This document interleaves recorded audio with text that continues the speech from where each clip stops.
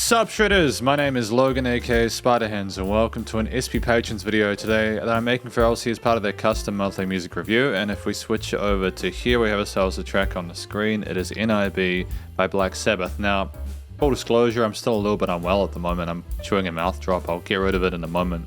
But basically, we're going to listen through this track from start till finish. And we're going to hear what we think. Let's do it.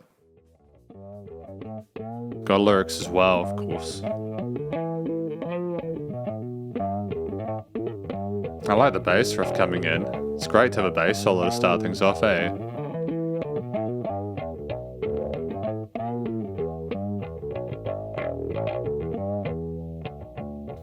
Great bluesy little lick here.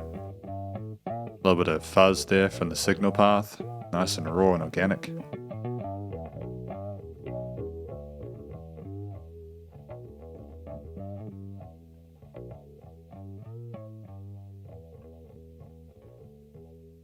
Was it fading out now? Oh, that is a sizzly little distorted guitar tone in it. And was this recorded? Oh, 1970s. Crazy.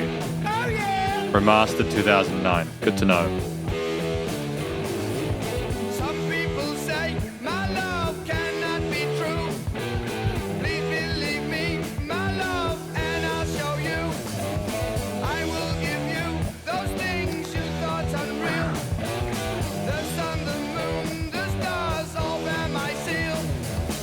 I mean, it's instantly very poetic off the bat, you know, with Ozzy on the mic.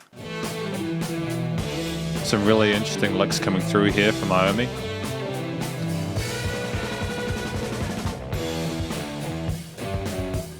Really articulate drum beat groove pushing us forward there, nice space for the instrumental backing.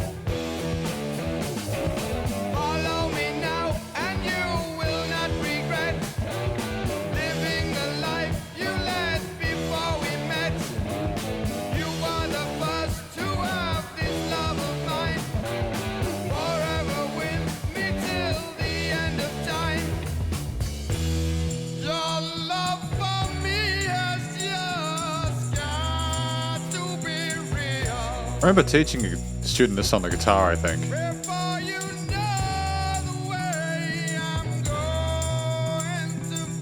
Great to have the shakers of the maracas there, they're dope, man.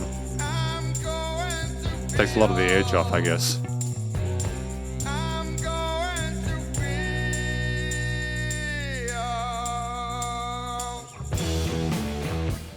It's crazy to think that songs have just revolutionized the hard rock metal genre, you know?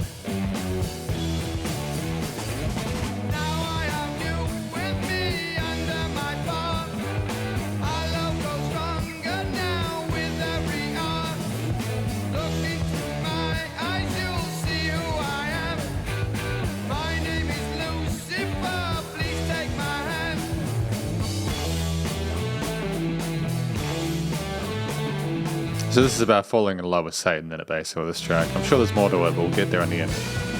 Great unison bends on the guitars. Solo section.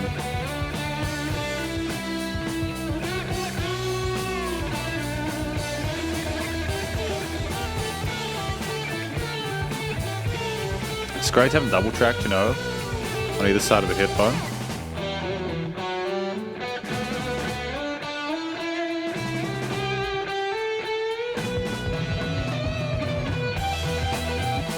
Articulation there with the triads, arpeggios.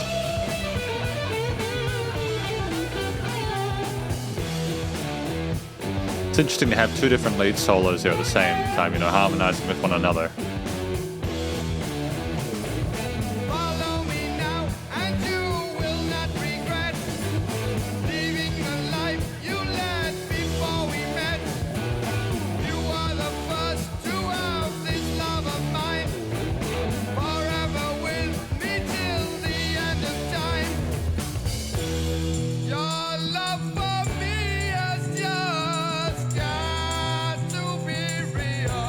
I mean, I love how Ozzy is expressing himself here. There's such passion within the performance. He's really selling the theatrical element of it.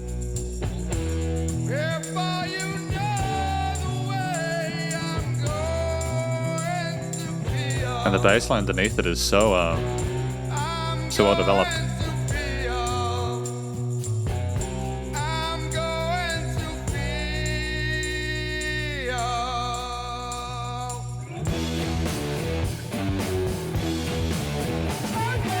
And the song has just gone so quickly, you know?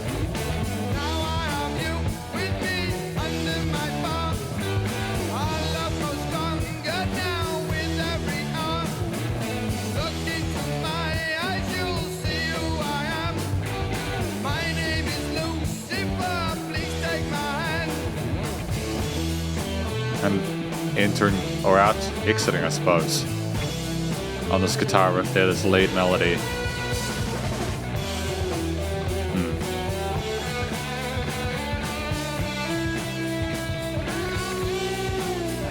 It's nice to get that space away from the storytelling, you know, with the drums picking up at this point as well.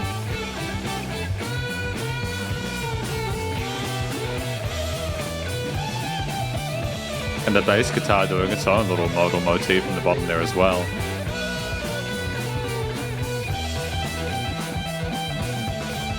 And bring it up, keep going. Yeah. Excellent.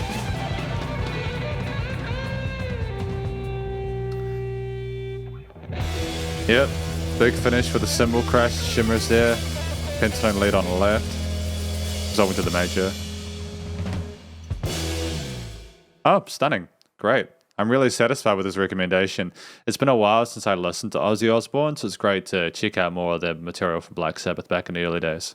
And welcome to the conclusion of my review of this track, N.I.B, or as it's better known, as I understand it, that stands for Nativity in Black, if I'm not mistaken, according to the Wikipedia, apparently according to Geezer Butler. Apparently when the song got to the States, that's what they called it. It also had another meaning for like Bill's Beard or something like that, N.I.B. But look, regardless, you know, welcome to the conclusion of this track by Black Sabbath. What I think this track is about, I think it's about a love, connection, or romance with Satan, the power that they have over you, the sort of codependence that they might have together, Satan opening up about showing some vulnerability, you know, the intoxication of Satanism or the occult, spiritual transfer to something a little bit less kind of like wholesome and Christian, which in the 1970s, especially with the movements, the progressive movements at that point in time, this was especially edgy stuff, man, and it probably made a lot of parents really uncomfortable. But I think it was great that Black Sabbath was talking about it, you know. I'm really stoked with it. I think that the storytelling was really clear and easy to understand. We did repeat lines, but they never became too overpronounced. And I think it just allowed us to get a bigger context to what the track was about without overstaying its welcome. The storytelling from Black Sabbath's Ozzy Osbourne, I suppose the singing as well, I thought that was really well done. I think that he had great da da da da da da da da da. He kept that phrasing throughout each of the verse sections. It was a repeated melodic kind of passage there, sequence that the listener could instantly kind of like tack on to and follow along to why the words were like that. There wasn't a huge lot of variation from that because it was more of an attempt to make kind of catchy and memorable, as if you could chant along to it. I think it was great to have that relative simplicity in that section, because what you've got there in the hook is a little bit more of an elaborate run from Ozzy, where there's some legato passages. He gets a little bit more sort of like intense. He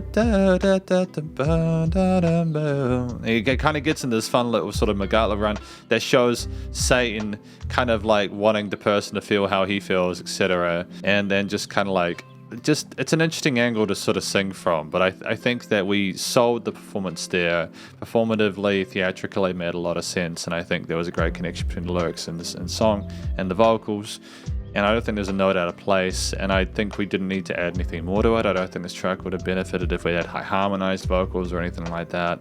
I think it was just Ozzy on the mic, and that was all that was necessary here. The track had a great balance between Ozzy's vocals and the storytelling and then the rest of the mix, you know, because the track itself was 6 minutes and we had like verses and choruses and several different solo instrumental sections there, and obviously we had the intro as well with the guitar riff and everything like that, and we didn't have a lot of filler in there, you know. There were parts where Ozzy would go, oh yeah, and he'd kind of like have that at the halfway point of the opening riff, and the verse parts, but when things got going, they kept going throughout, and there was a great pace throughout the 6 minutes. We seamlessly transitioned between verses to choruses, with the chorus being a bit more slower, like halftime feel, as opposed to da da da da, the kind of driving, pulsating riffs in the verse parts. And I think the drums were so active throughout. I mean, there was phenomenal sort of like intuition as to how to really kind of voice those percussive little bits and pieces there. I think that we were very articulate around the kit.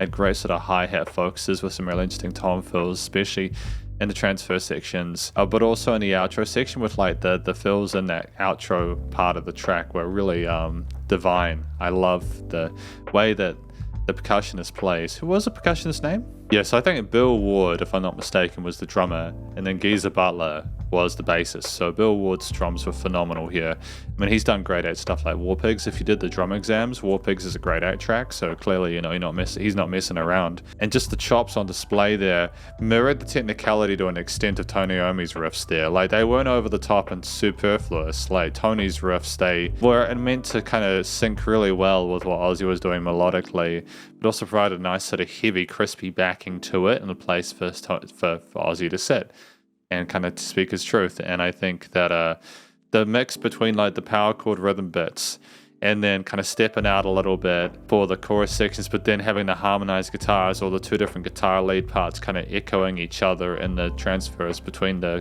choruses into the next verses were awesome. And I think that he showed his ability, especially in the later stages with those lead arpeggios in the higher range there, and double tracking was superb. The bass playing was fantastic. I mean, actually, to be fair, I think we started with a bass solo. Should I correct myself? We had a bass solo at the beginning, you know, like a bass solo from Geezer Butler, and that in itself is very rare. You don't hear a lot of bass solos nowadays, but Geezer pulled it off spectacularly. And even if it wasn't necessarily a huge kind of indication of what was to come, it just demonstrated their ability that even the bass player could keep the listener captivated for like a full solid minute or so before like the rest of everything else entered. I think it was a good way to span out those 6 minutes. Maybe the bass guitar solo was the way of summoning Satan or Lucifer into the realm that you're in to be able to sort of show that love and romance. Maybe Lucifer was in love with the bass playing. I'm not sure. There are interesting questions to be asked here. But most importantly, we just have a situation here where, you know, the bass solo at the start was instantly intriguing, and if you stuck with that enough, you got to a point where everything else came in and kind of slammed its way home, and you were invested. You were invested for that whole 6 minutes, because the bass playing did not stop.